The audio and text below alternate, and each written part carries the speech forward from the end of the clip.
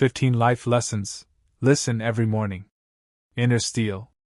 Most people are losing their life one morning at a time. Not to tragedy. Not to disaster. To distraction. To noise. To the slow, quiet surrender of waking up without direction. But you showed up here. That already means something. So let's not waste a second of it. What you're about to hear isn't motivation that fades by noon.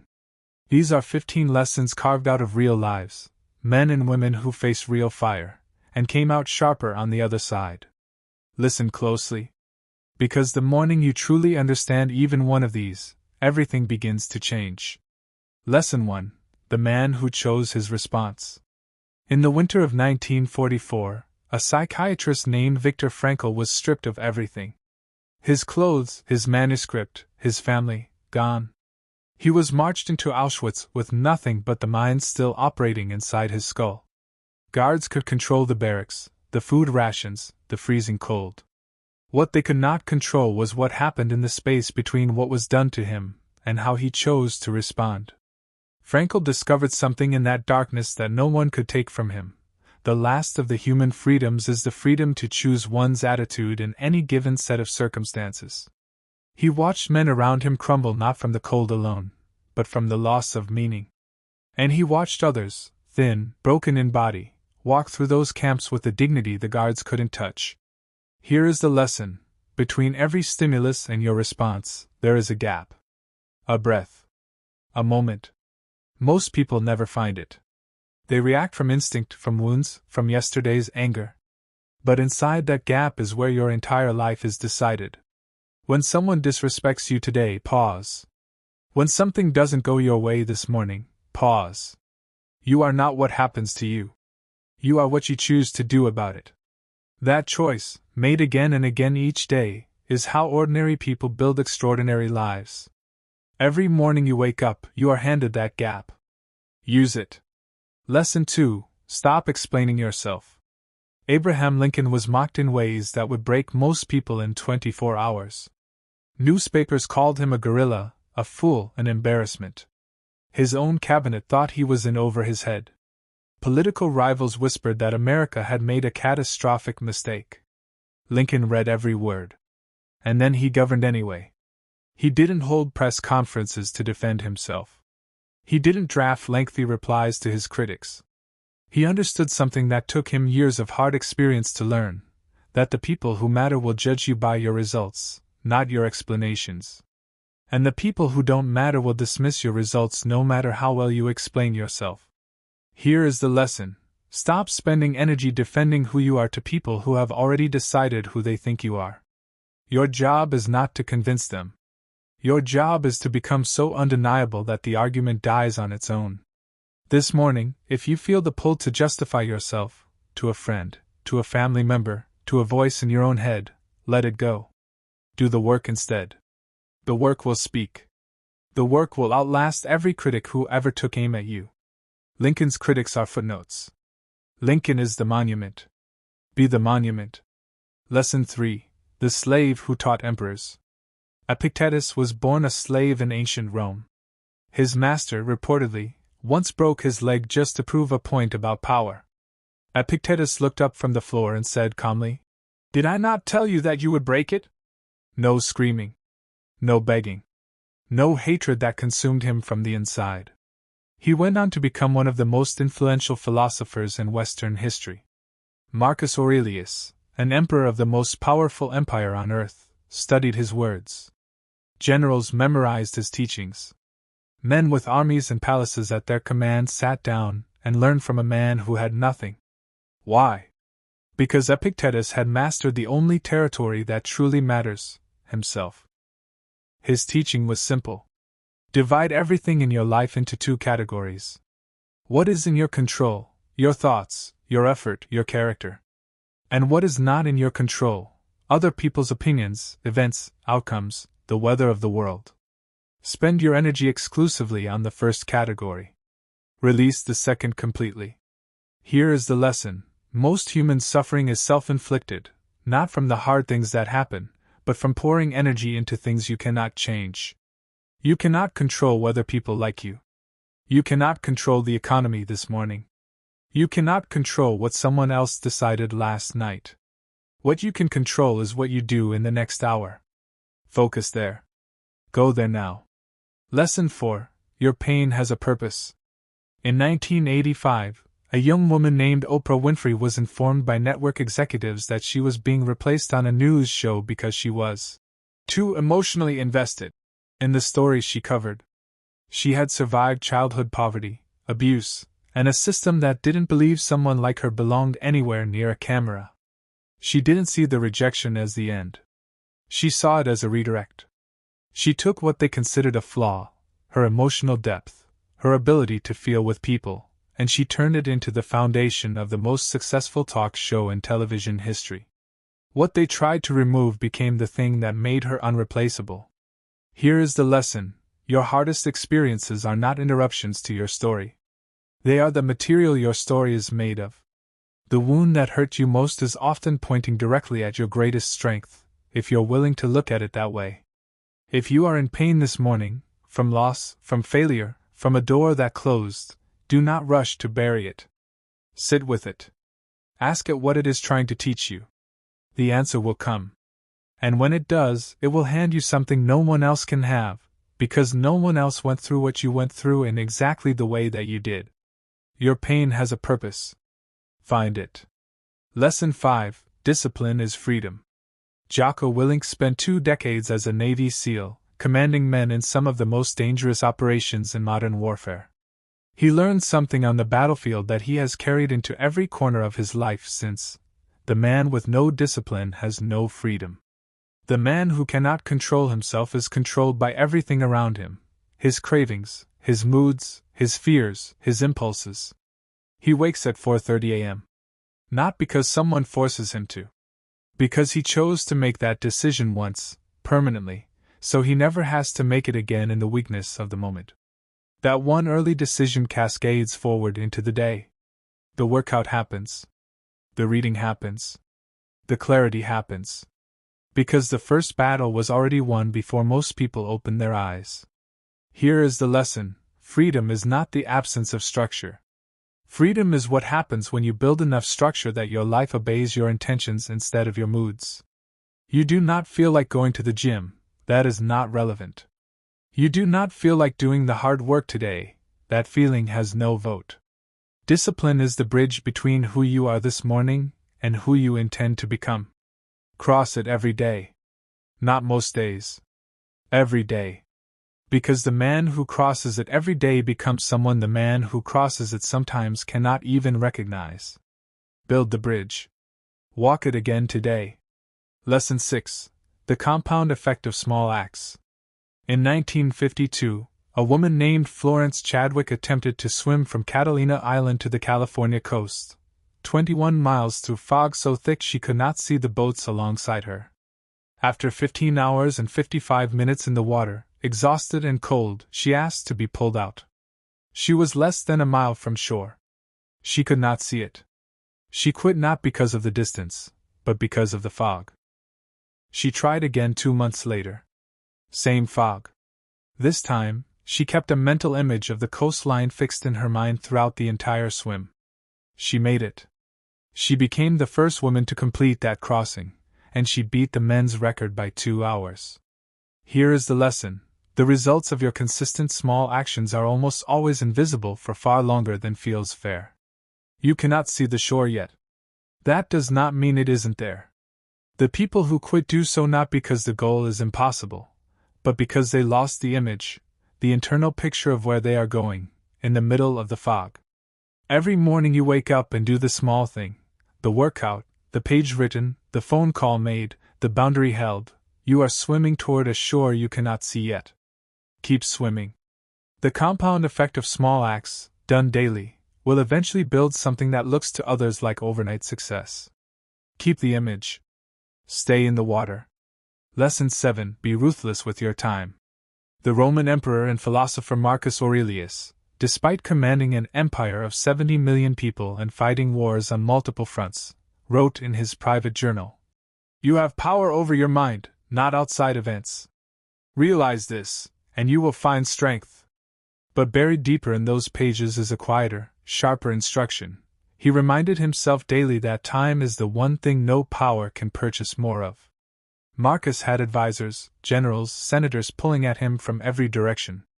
Yet every morning, before the empire could reach him, he sat with himself. He wrote. He thought.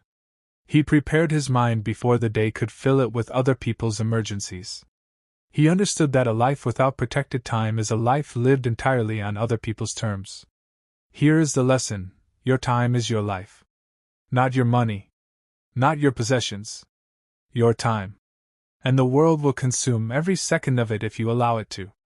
Notifications, demands, the opinions of people who have nothing to do with your actual mission. These are thieves wearing ordinary clothing. This morning, before you hand your attention to the world, spend some of it on yourself. On the vision. On the plan. On the person you are building. Even 20 minutes of protected, intentional time in the morning is worth more than 3 distracted hours later in the day. Guard your mornings like your life depends on it, because it does. Lesson 8: Silence is a weapon. Theodore Roosevelt was famous for his energy, his voice, his impossible speed. What people overlooked is that the most decisive moments of his presidency, the negotiations, the strategic moves, the choices that defined his legacy, were preceded by long stretches of absolute silence. He read voraciously. He thought before he spoke. He was described by those close to him as someone who could listen so intently that you felt heard before he said a word in return. In an era before mass media, he understood something that feels almost radical today: the person who speaks least often speaks with the most power when they finally do. Here is the lesson: in a world that rewards noise, silence is a competitive advantage. The man who talks constantly about what he is going to do has already spent the energy that should have gone into doing it. The woman who reacts to every provocation has told her opponent exactly what buttons to press. Practice silence today. Not as withdrawal. Not as weakness. As strategy. Let others fill the room with words. You fill your hours with work. Let others announce their plans. You execute yours quietly. And when you finally speak, let it mean something. Let every word carry the weight of what you chose not to say. Silence is how power is built without anyone seeing it accumulate. Lesson 9: Become comfortable with being misunderstood. In 1962, Steve Jobs was 9 years old when he called Bill Hewlett, the co-founder of Hewlett-Packard, directly at home, asking for spare parts. Hewlett laughed, gave him the parts, and offered him a summer job.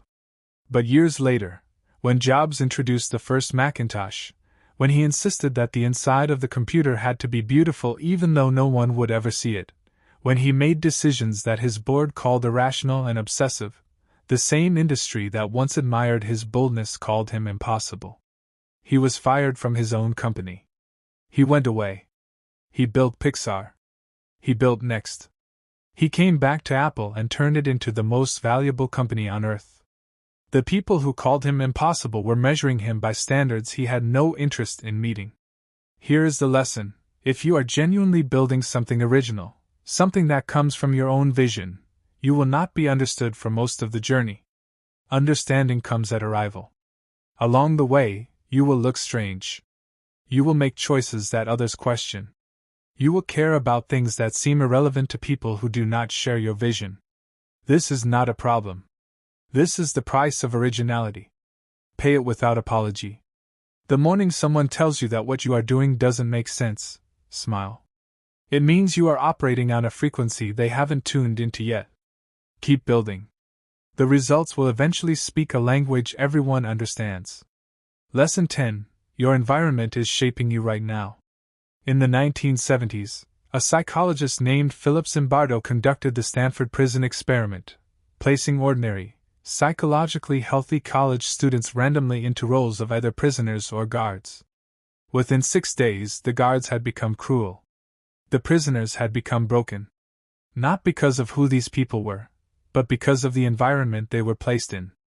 Zimbardo's conclusion was stark: situations have the power to overwhelm character. Place an ordinary person in a toxic environment long enough, and the environment wins. It is not weakness.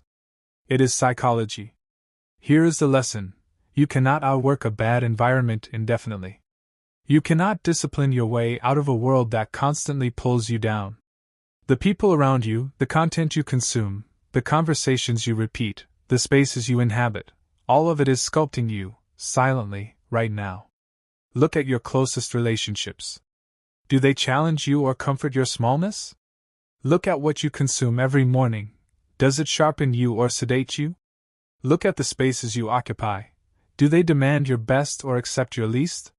You have more control over your environment than you think. And changing it is often faster than trying to change yourself inside it. This morning, make one environmental shift. 1. Remove one thing that drains you. Add one thing that builds you. Watch what happens over 30 days. The right environment doesn't make greatness automatic. But the wrong one makes it nearly impossible. Lesson 11: Fail forward, every time.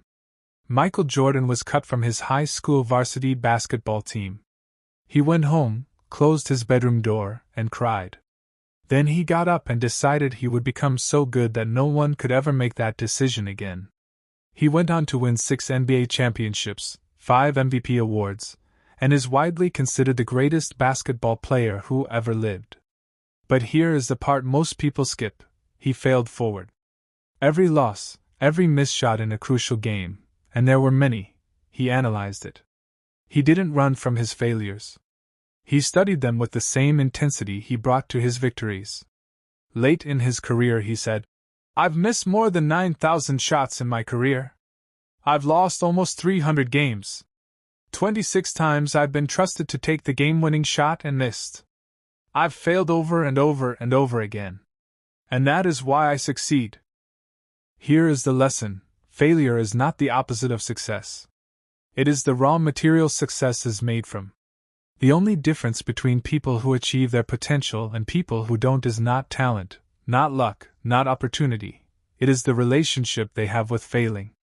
If you fear failure too much to begin, you have already failed by staying still. If you fail and you quit, the failure wins permanently. But if you fail and you analyze, adjust, and try again, the failure becomes a step. This morning, think of one failure you've been carrying as shame. Flip it over. What did it teach you?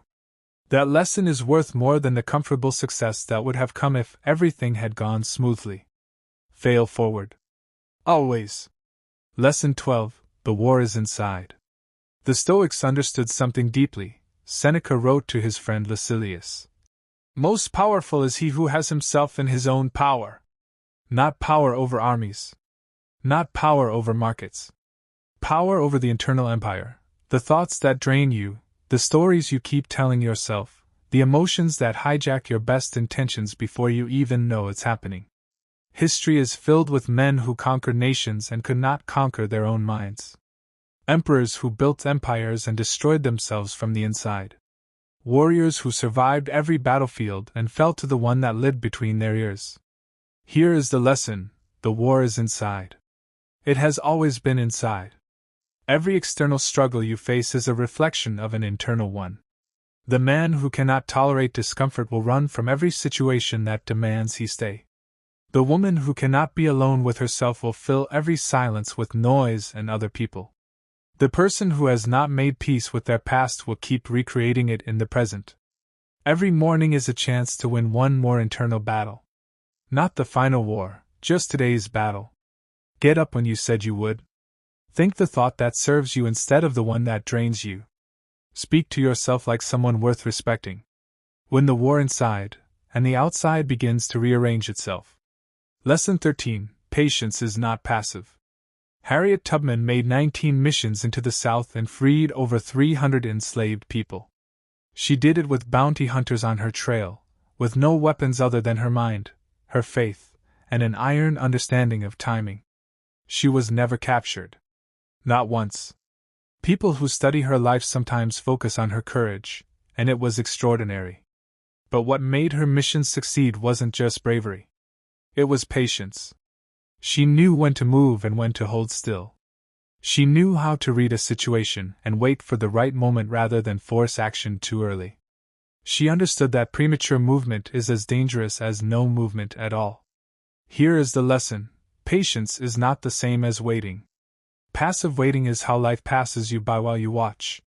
Active patience is strategic. You are preparing, studying, positioning, and waiting for the right moment with your full attention, ready to move the instant the opening appears. The world rewards the aggressive starter, and there is a time for explosive action. But most of the game of building a meaningful life is played in the long middle, where nothing looks dramatic, where the results are not yet visible, where the ordinary, daily discipline of patient preparation decides everything. This morning, wherever you feel impatient with your progress, good. Use that energy. But direct it not at the result, which is not yet here, but at the preparation, which you can absolutely do right now. The right moment will come. You need to be ready when it does. Get ready. Stay ready. Lesson 14. Stop shrinking to fit other people's comfort. In 1955, Rosa Parks sat down in the front of a bus and refused to move. She was not a revolutionary by career. She was a seamstress. She was tired, not just physically, but tired of the weight of shrinking. Tired of making herself smaller so the world around her could feel larger. And in that moment of exhaustion with smallness, something enormous was born. The world did not initially respond to her act with celebration. She was arrested. She lost her job. She faced threats. But she had crossed a personal threshold that could not be uncrossed, and the movement that followed her refusal to shrink became one of the most powerful forces for change in American history. Here is the lesson: you have been trained, by family, by school, by social pressure, to fit. To tone down what you actually think. To water down who you actually are. To make your ambitions smaller so no one around you feels challenged by them. You have been taught that being fully yourself is somehow selfish. It is not. It is the most generous thing you can give to the world. When you shrink, the world loses what only you can contribute. When you minimize your gifts because someone else might be uncomfortable, you are not being humble, you are being a thief. Stealing from the world what it needs from you. This morning, stand in the full size of who you are. Not with arrogance. With quiet, unshakable confidence. Take up the space that is yours. Lesson 15. Begin again. Every single morning. In 1849, a novelist named Fyodor Dostoevsky stood before a firing squad in St. Petersburg. He was 27 years old. He had been convicted of political crimes and sentenced to death. He heard the commands. He waited for the shots. They never came. At the last moment, a messenger arrived with a commutation from the Tsar. Dostoevsky was sent to a Siberian prison camp instead, 4 years of brutal labor in sub-zero conditions, followed by years of forced military service. When he emerged, he was a different man entirely. He went on to write Crime and Punishment, The Idiot, and The Brothers Karamazov, books that changed the course of world literature. He said later that those years gave him the most important thing a writer, or any human being, can possess: the knowledge that every day you are alive is a reprieve. Every morning you open your eyes is a beginning that someone, somewhere, did not receive today. Here is the lesson: no matter what happened yesterday, this morning is a new draft. Not a continuation of every failure that came before it. Not the compounded weight of everything you haven't yet become. A beginning. Clean. Available. Waiting. The man who broke his diet yesterday can eat well today. The woman who lost her temper yesterday can be patient today. The person who wasted last month can use this one. The past has no power over the present except the power you carry it in with you. Every morning, you have the option to begin again. Not to erase the past, you can't. But to choose this morning who you are going to be today. That is the most radical act available to any human being. The choice to begin again, not tomorrow, not next month, not when the conditions are perfect. Now. Begin again. Right now. Every single morning. Closing. 15 lessons. 15 lives that proved them true. Viktor Frankl, who found freedom inside a prison camp. Lincoln, who governed through mockery. Epictetus, the slave who taught emperors. Oprah, who turned rejection into revolution. Jocko, who turned discipline into freedom. Florence Chadwick, who swam through fog toward a shore she couldn't see.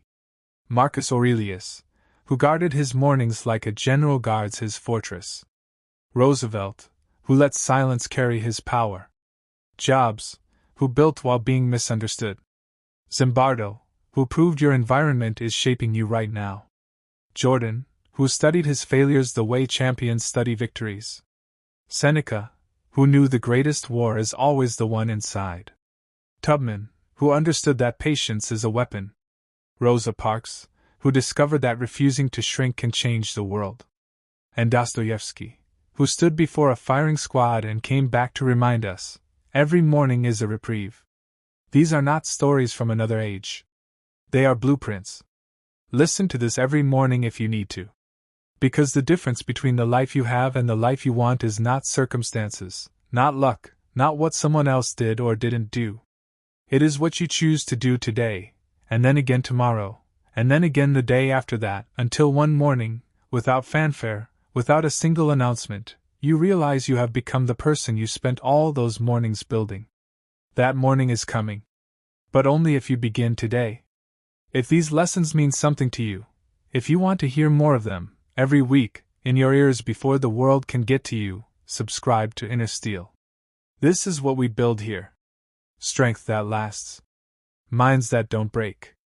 Lives that mean something. I'll see you in the next one.